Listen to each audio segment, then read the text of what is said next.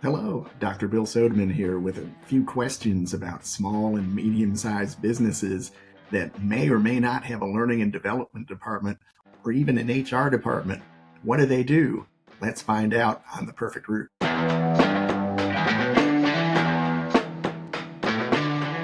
Welcome to the show, and a big welcome to Rachel Platt of PLATTinum Consulting. Hello. Hi, Bill. Thanks so much for having me. I've been looking forward to this discussion for a while. You're Glad the day welcome. is here. Okay. Tell us a little bit about your work with PLATTinum Consulting before we get started. Absolutely. After a career in corporate HR, I finally was in the chief people officer role, something I had aspired to for a long time, and realized I was not having any fun. Maybe it wasn't the job for me, who knows? But I started Platinum in 2018, really with a focus on small and mid-sized organizations and helping them to move beyond the day-to-day and compliance and really into the holistic, systemic, sustainable program development that allows them to attract, onboard, develop, grow future leaders, assess their talent, figure out how to develop the people strategy that aligns what is happening with their employees and with their business strategies.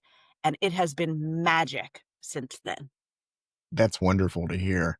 Um, as we prepared for today's episode, um, our common interest in strategy came through, as well as our interests in learning and development. That's one of the key parts of what I like to do. Yes. So just a reminder, you can find out more about Platinum Consulting at platinumconsulting.com. That is spelled with two T's, platinumconsulting.com. And be sure to look it up after the podcast. But stay with us right now because we're going to have an interesting discussion about learning and development and HR. So let's kick it off. One thing that I wonder about is what do we do for organizations that don't have a learning and development department or even an HR department? You know, At Platinum, we often see these small or growing organizations that just it doesn't exist there yet. So what we do is we really start by listening. We speak with leadership, people in the organization about where do they see the performance gaps?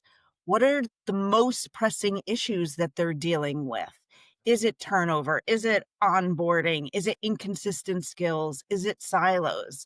And from there, we really work on those high impact, sometimes lightweight or not particularly expensive interventions. So things like peer learning groups, mentorship, creating simple learning plans tied to role outcomes, using online resources, micro learning, curated content, rather than trying to build something that isn't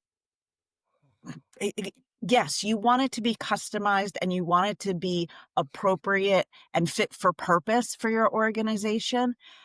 But it really is so much more important to understand that learning happens informally all the time and gets supplemented by formal learning. So coaching leaders to be more intentional about, hey, this is a learning opportunity. This is a learning experience. I'm offering you this opportunity because I really want you to expand your skills. All of those things help the employees to see that you're invested in their future, even if you don't have a formal L&D or HR department. And it's almost a show what you know and be ready to expand your mind scenario. Yes. That's what I'm thinking. Yes. I mean, it's faster ramp up for new hires. It's more consistency in how tasks get done. Um, Leadership needs to sometimes, for small and growing organizations, they feel like L&D or an L&D department is a luxury, but sometimes even professional development to some leaders feels like, oh, that's something we can't afford. And we spend a lot of time helping leadership to understand the investment in their people and the value of that investment, whether you have a formal program or not. It can be done in in a less expensive way Mhm. and still have tremendous impact. And there's the financial cost plus the people cost, because sometimes the folks who are running L&D in these companies are wearing multiple hats. Yes. Yes. There's also I mean, there's just so much value that is there because development, professional development is an attraction and retention tool. Mhm. And learning and development is meaning coaching, training, teaching others is a skill that obviously in the ideal world, we have the experts who are adult learning experts. And, but on the day to day, a manager can be an L&D guru, teaching Mhm. what they know about the particular skills that are required today. And so tapping into that and tapping into a direct manager's ability to mentor, to coach, and to give training. Those are all skills that really grows your leadership team as well for as long as they work for you or wherever they go in their career. Don't get me wrong, I'm a huge supporter of true L&D professionals. Mhm.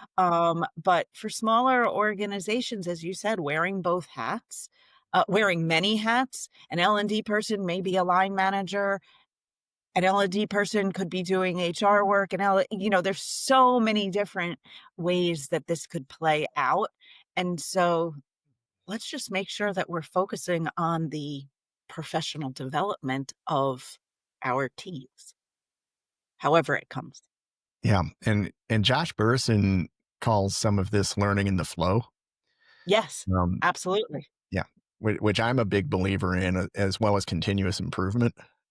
Yes, both. I love the concept of in the flow, particularly because in my view, and I know in the Burson view also, but when you're in the flow and you're teaching someone else, it reinforces your own passion or interest. If you're teaching someone else, um, it gets you both in the flow as he defines it and in the flow as just um, the flow of the work, the flow of um, offering something to someone else, which has its own, cycle of goodness and morale building and employee engagement.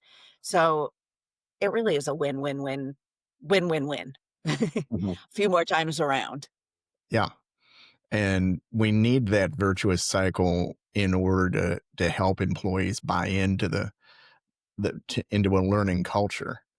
Um, and and a lot of small businesses and medium-sized businesses have aspects of these cultures by default, but it may not be explicit in the mission or the core values or the strategy. It's learning is a survival tool.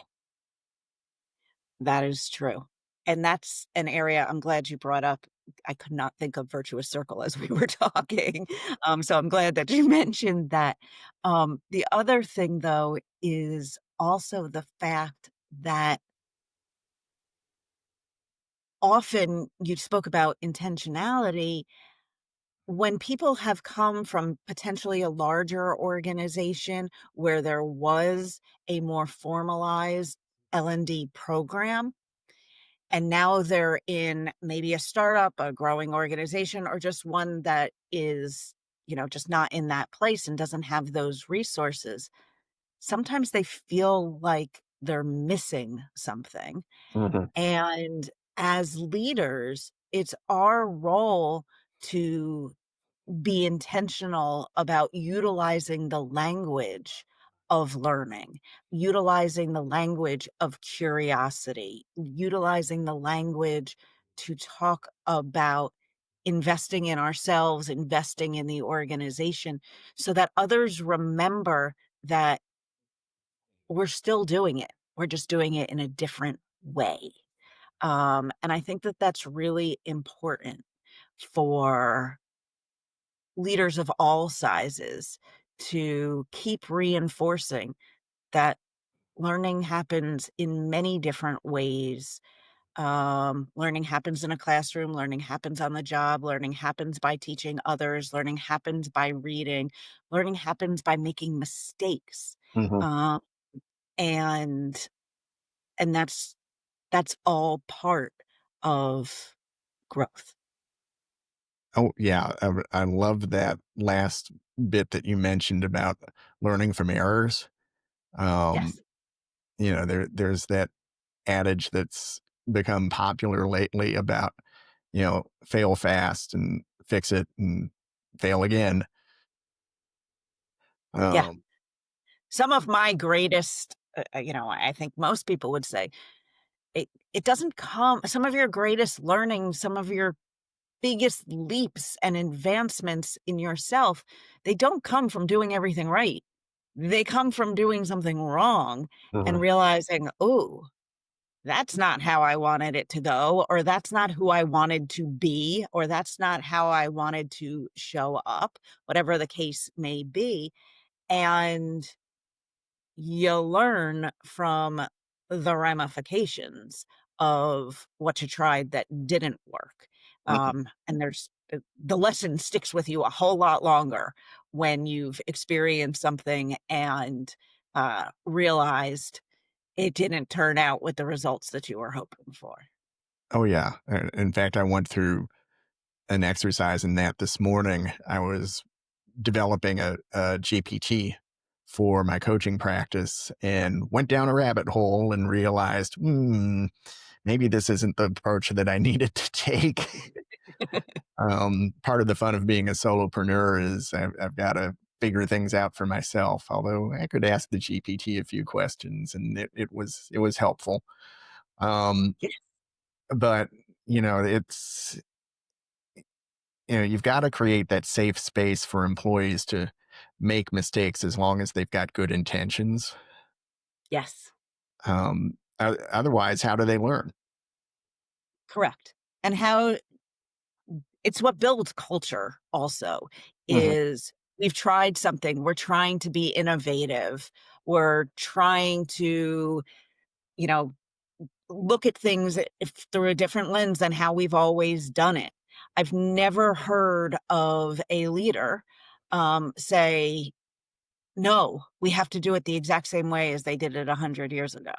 Like that's those people aren't around for very long. Those businesses are not around for very long. And so, I, you know, making those mistakes, trying new things within reason, with guardrails, all of those things. It's a critical part of a successful organization and a successful culture where people feel safe to be able to test things out. You're absolutely right. Mhm. Yeah, it brings up an old example that I used to use while teaching from McDonald's. Actually, there were two examples because while McDonald's is a great example of a company that uses scientific management, like Frederick Taylor used to do in the late 1800s, early 1900s, with one best way. It was franchisees who developed first the filet of fish and then the egg McMuffin. If they didn't have that space to fail at the franchise level, McDonald's wouldn't have something to offer during Lent, and they wouldn't have a breakfast business. At least they wouldn't have had it as early. But I always think of that whenever I go to Mickey D's. Um, That's great. I didn't know either of those stories. So those are really good examples. yeah, thank you. Um, well, let's turn over to another topic that you and I are both fascinated, and that's the balance between technical skills and what you and I call power skills. Some people call them soft skills, but you know, they're that balancing act can be really interesting. Yeah. Okay, so let's just say you and I can be co-presidents of the power skills movement. Okay. Because soft skills implies something that power skills is all about. This is a huge differentiator, how you communicate, your emotional intelligence, compassion, vulnerability, authenticity. These are not weak, soft skills. These are the differentiators. So Mhm. now that I have gotten off my soapbox, um, collaboration, critical thinking, all of these things. Um, that's what how people grow. So technical skills are often what get you the job. Power skills are what gets you the next job. Power Mhm. skills is what lets people grow, lead, and sustain performance in uncertain times. So we always really recommend a blended approach.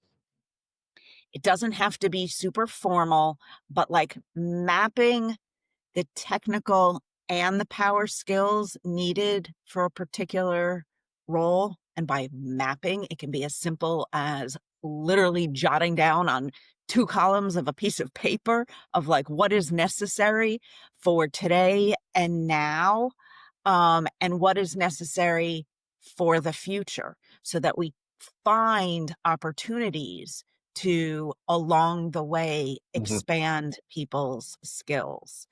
So having a technical workshop, depending on what the work is, focusing on specific tasks for right now and following that up with a working group or just a little micro learning about cross team collaboration or communication, because those things need to come together.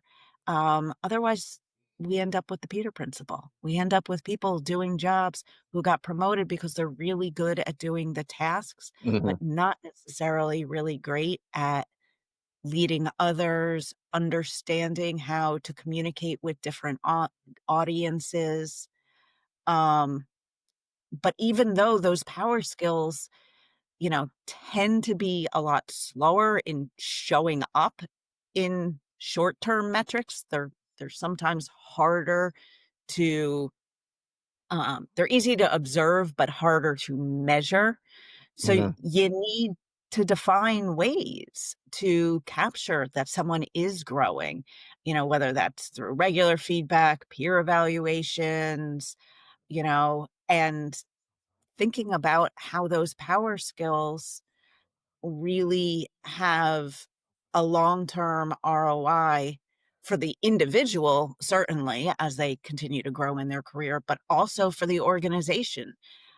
People who are more um, experienced with critical thinking skills, adaptability, communication, whichever power skills we're talking about, those behaviors lead to, better team cohesion, more innovation, as we were just talking about. And what do those things lead to? Well, better team cohesion, better employee engagement that leads to lower turnover. What does lower turnover lead to? All of those things come together. It's a math problem that results in better profitability, Mhm. better success. So this is a win in my book. Oh, agreed. And power skills, and at least to me, sometimes get a knock as being hard to measure in terms of, revenue increases or ROI, but that doesn't mean they're not important. Um, Yeah. yeah, and it's can you measure the goodness of pouring some cheese sauce on broccoli? I guess it's subjective. Some people don't roll that way, but sometimes you do need to put the cheese on the broccoli. The broccoli being the technical skills, and the cheese being the power skills. Um, Yeah. just to make it all come together for folks. As much as I love learning new technologies, I, I've become adept at explaining those technologies in ways that people can understand readily and might get them excited about it too. We've got to get people excited about the mundane things like improved workflows, or Yes. here's a new standard operating procedure for submitting your travel reimbursement paperwork. There's actually no better way to demonstrate that you've learned something than having to teach someone else. Oh yeah.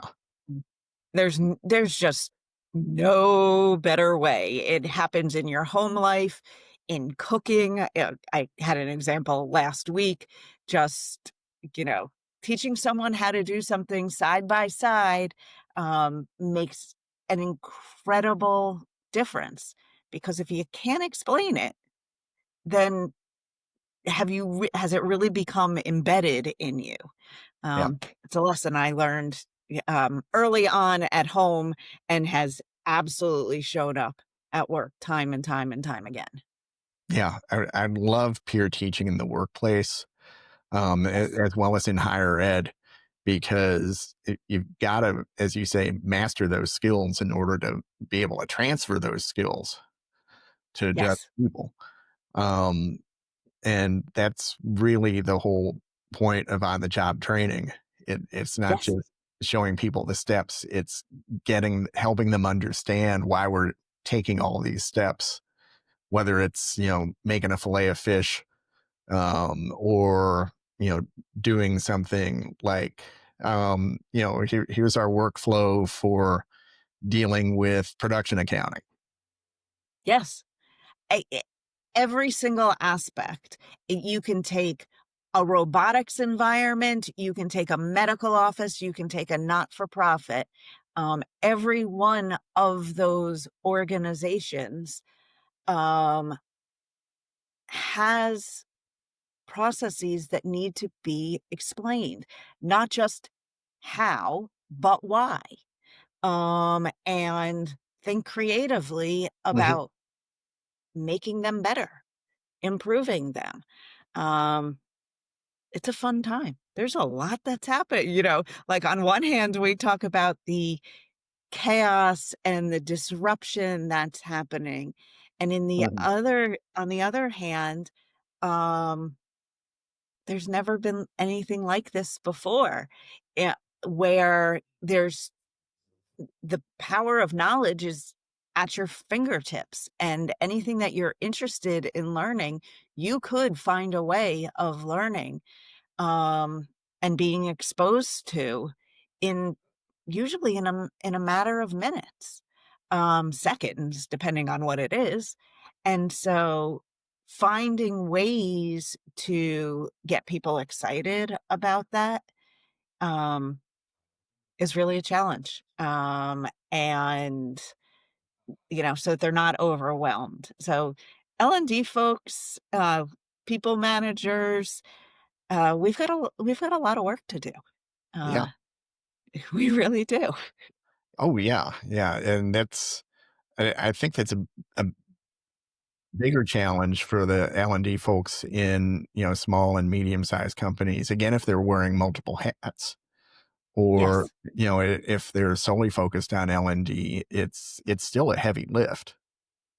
Yes. Um, You speaking of heavy lifts, um, another thing you and I have talked about as we prepared for this episode was the role of L&D as an employee attraction and retention tool. But with this twist, it, What about organizations that don't have an L&D department necessarily? How do they deal with L&D to pull in employees and keep them?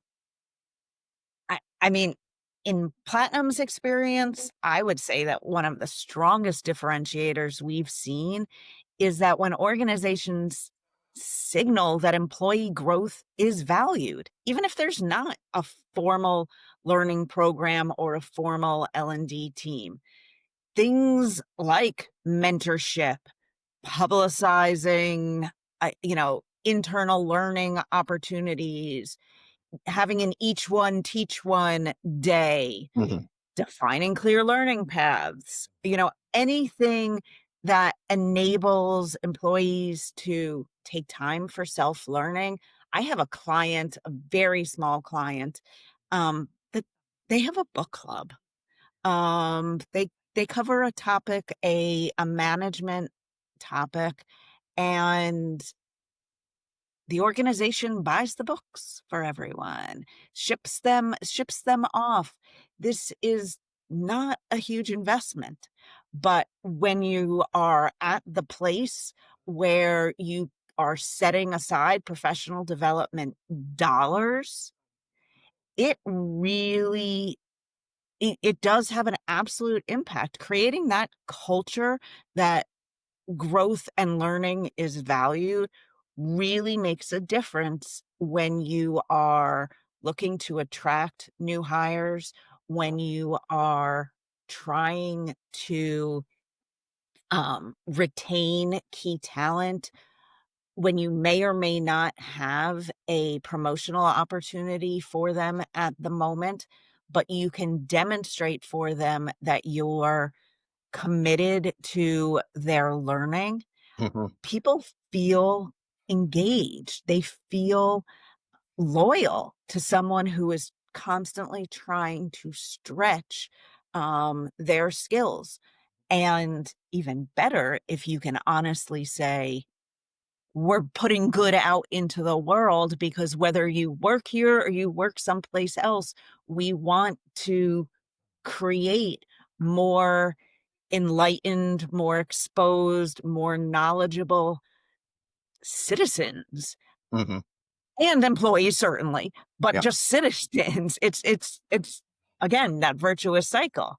I mean, and we've really worked with organizations to build the culture, you know, recognizing when someone has completed a learning opportunity, sharing that learning, giving them the spotlight to teach someone else, setting aside that stipend or creating a library of books or a library of courses or investing in LinkedIn Learning or Udemy or whatever, online learnings, all of that, and having that to be part of your hiring conversations, asking people what they want to learn about, how they learn, what skills they're missing.